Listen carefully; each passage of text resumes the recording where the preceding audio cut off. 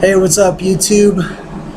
This is JayDreamerZ. This is my first post, so I'm kind of experimenting, but today I'm going to talk about the Colorado State Seal and how this seal is related directly to a promise that was made by the quote-unquote fallen angels, alien beings, whatever you want to call them, that came to this planet and decided to rule over us a long time ago. Let's start with the seal itself, okay? We've got the circle around the outside edge. We've got 3 stars on each side of the circle. What do stars have anything to do with the country or the state? Nothing, really. Stars symbolically almost always represent either space or beings from space or beings from the Let's just start with the top and work our way down. One of my areas of my specialties that I like to dive into is symbolism, hieroglyphics, words, logos, and things of that nature. I believe these things were chosen specifically and that they were written in order to be read from the top on down as a message to those who know. So, what does the message say? Each character builds context for the characters that surround it, just like in a sentence or a message. So what does this hieroglyph tell us? Let's start at the top down. First thing we see is the all-seeing eye in the triangle. The triangle symbolizes male energy when it's pointing up. Okay? Keep that in mind. Just keep all these things in mind. We'll build the context as we go. Around the triangle, okay, around this very male energy, are beams of light. And beams of light can symbolize illumination. It can symbolize understanding. It can symbolize knowledge. It can symbolize literal light. Inside of the triangle, we have one eye, the quote-unquote all-seeing eye. An eye that is within this delta shape. Now I'll go a little bit further into the delta shape. In Egyptian hieroglyphics, from what I understand, this delta shape represented the vessel of the gods. Okay, so you have this all-seeing eye, this watcher eye, watching everything, with these rays of illumination, with so much knowledge or so much understanding or light emanating from it. Next, you have these groups of sticks, like a bundle of staffs. They're not really sticks, they're staffs. And from my count, there's 12 staffs with a 13th staff in between them. The 13th being the handle of an axe. Now the bandages that are wrapped around this bundle are clearly in Roman numerals. X1X. And in Roman numerals, X1X is the Roman numeral 19. That's important. I'll come back to the number 19 in a little bit. Now, I didn't draw it on here because you wouldn't be able to see it, but you can look it up. There's Latin words in these Roman numerals. The first one says unit, the middle one says uni, and the last one says constitution. Constitution. So unit, uni, constitution, which from my translation, my understanding of it, basically means unit is where we get our word unit, right? Oneness or togetherness. Uni essentially means with. Constitution essentially means a purpose or a plan. Now keep that word in mind, plan. So there's a reason why these words were chosen to be put in these symbols. The X, the 1, the X, number 19, 12 staffs, and an axe in the middle. Now these 12 staffs, from my research, traditionally a staff symbolizes leadership. Okay? So we have 12 leaders that are bundled together, and in the middle is this axe. Now they could have had the axe pointing down, but they chose to make the axe pointing up, just like the triangle or the delta. So we have a group of leadership bundled together with a threat of separation or a threat of death, which is essentially what the axe symbolizes. Separation, cutting off, death, things of that nature. We've got the Roman numeral 19, and we've got, so far, an X and an X. Okay? So let's move down a little bit. Now we have this symbol, which at first looks like a shield, right? We see this shield symbol a lot everywhere. Well, shields don't look like that, okay? That's not practical for fighting or defense. Shields are pretty much round for the most part. Ones I've seen have been round, but they don't look like this, okay? That is not a shield. This, as you can see, is split down the middle. That's because it's two completely different symbols. The top symbol is a crown. You can see it now, right? There's the points of the crown. Now there's 3 points of the crown. That's important. And underneath the crown is a half circle. Well, what is typically worn underneath the crown? The face, right?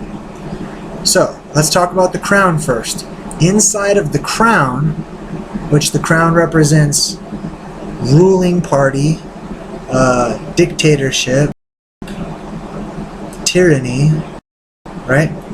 Inside of the crown, we have the symbols for the earth, which are the 3 peaks of the mountains, and the sky, which are the 3 clouds. There's the number 3 again. So something is basically indicating the ruling of the earth and the sky. Okay? Let's go to the next one, the face. Within this half circle, this face, we have 2 objects. Okay? We have a sickle, right, which is sort of this kind of a shape, a crescent, and we have a hammer. It's tied into Saturn symbolism and some other things. But as you can see, they make a third shape, or a third symbol, which is another X, right? So now we have 1, 2, 3 X's on this message. So what do we think of when we see 3 X's in a row? Well, I'll tell you. We think of things that are off limits. We think of things that are for the initiated or the approved only. You look at the old cartoons where they have jugs of moonshine. There's 3 X's on those jugs. That means you have to be an adult to drink this. You have to be approved to drink it. You see on pornography, there's XXX. That doesn't mean you can't look at it or you can't own it. It means you must be approved to own it. But it basically means this is for a particular party's eyes only. Okay? This is not for everybody. Alright, so anyways, some symbolism hidden in there. Now if we go to the actual tools, we have this this pickaxe. The pickaxe represents manual labor. If you have a pickaxe, you're mining for gold or precious metals. That's manual labor. That's tough work, okay? Hard work. Then we have the hammer. Now the hammer represents essentially building, okay? Carpentry.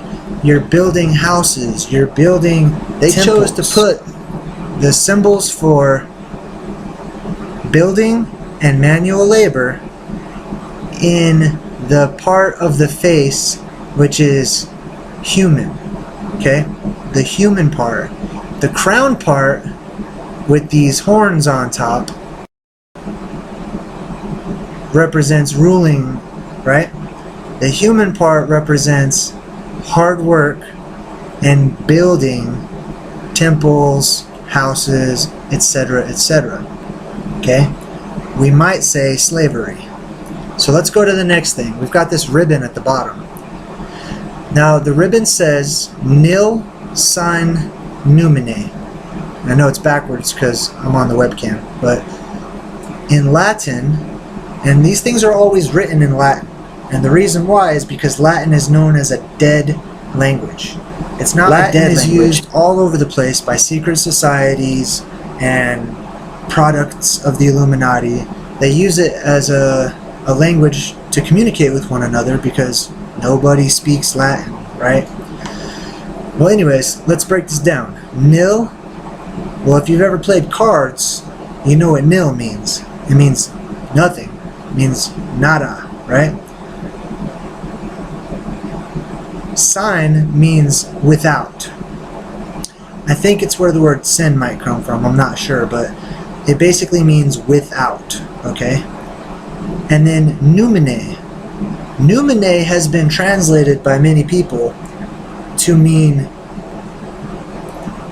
providence or divinity. But a more literal, ancient interpretation of the word numine means permission from the stars, or permission from those from the stars, the quote-unquote gods or angels. Okay? So this literally says in Latin, nothing without permission from the angels, or from the gods, from the aliens, however you want to say it, okay? To me, it's very similar. Now notice on this ribbon, the ends of it. Every time I see a ribbon, I haven't seen too many that look like little snake tongues on the ends. Maybe they have them like that, but they didn't have to draw it like that. Everything that these people do is done exact and perfectly and for a very particular purpose and for a reason, okay? They know it looks like a snake's tongue on both sides. They know this is one of their credos or mottos, so it is being spoken, okay, by this serpent tongue. You might say it's a stretch, but this is what I see, okay? But let's put together the message, okay? The eye is the eye of the watcher. Or, because there are many rays, right, the watchers. The watchers were the old race of beings that were at this planet on some point in time to watch over, I'm using quotes a lot, to watch over mankind. We have something that is bound together, okay? The staffs represent leadership. Leaders are bound together, right? We have a number 19 in Roman numerals, and we have the threat of death going within this little bundle, okay? This axe is the threat of death. Then we have this crown that implies to rule over the earth and the sky. And we have this human face, which is under the crown, so the crown rules over the human face, okay? And the human symbols are those of slavery, hard work, masonry. Nothing without permission from the angels, the aliens, whatever you want to call it, okay? Now, I'm going to pick my phone up and I'm going to read to you a quote that is from the ancient book of Enoch. I believe it's chapter 7. But let me read this to you. Enoch chapter 7. It happened after the sons of men had multiplied in those days that daughters were born to them, elegant and beautiful. And when the angels, aliens, angels, the sons of heaven beheld them, they became enamored of them, saying to each other, "Come, let us select for ourselves wives from the progeny of men, and let us beget children." Then their leader, Samyaza, said to them, "I fear that you may perhaps be indisposed to the performance of this enterprise, and that I alone shall suffer for so grievous of a crime." But they all answered him and said, "We all swear and bind ourselves by mutual execrations," that means hatred, "that we will not change our intention, but execute our projected undertaking." Then they all swore together and all bound themselves by mutual execration. Now, it goes on in verse 9. You could look this up. I'm not going to read it all, but verse 9, chapter 7, the book of Enoch, lists the names of the leaders who are these beings who are making this pact to do something that they know they're not supposed to do. Okay? In this particular version of the book of Enoch, it lists 18 names of these leaders. And then it goes on in the very next chapter to talk about one of these higher up leaders who wasn't in that list. His name is Azazel, or Azazel. He goes on to be talked about in the next couple chapters, and they're basically saying he's a really, really bad guy. Okay? Not just these 18 other fallen beings who made this oath, but Azazel basically brought a whole bunch of really bad stuff to this planet. Alright? Now, if you take the 18 leaders of these angels and you include Azazel, you now have the number 19 for 19 of these leading fallen beings. But there's also another version of this text that includes one more name in that 18 list. Okay? So you could include Azazel, you could not. Either way, I'm seeing the number 19 pop up an awful lot when it comes to these fallen angels. Now here's the interesting fact. While I was doing research for this post, I came across the number 19 on the internet, and it's talked about in the Quran. But the Quran supposedly also mentions that there are 19 angels that guard hell. So anyways, just looking at the number 19, obviously there's the Roman numeral 19, X1X, right? And then this is really interesting. If you add the letters in state of Colorado, and then you add the 4 characters of the date at the bottom, 1876, you have 19. Okay, might be a coincidence, right? But check this out. If you add,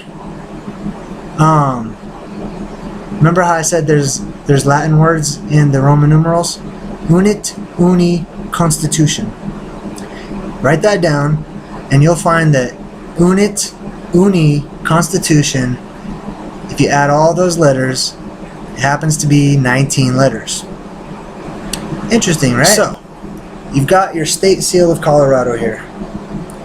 I'm telling you, it seems like there's strong evidence, based on my research, that this is not just a symbol. It doesn't have random symbols inside of it. This is literally a hieroglyphic reminder, okay, from one being to another. We're in this together, and we better not mess it up. We better keep it XXX a secret. Otherwise, we are under the threat of death by those who watch over us, right? We keep this promise, and we will rule over the heavens and the earth. And mankind will be our slaves. They will do the hard work for us. They will build houses, right, for us. We've got reptilian tongues, horns. That's a whole nother topic. Okay, I'm not going to go into reptilians or anything. I don't want to scare everybody away. I'm also not going to talk about Saturn right now. Alright? That is a huge one, so stay tuned, alright? Anyways, there you have it. State Seal of Colorado.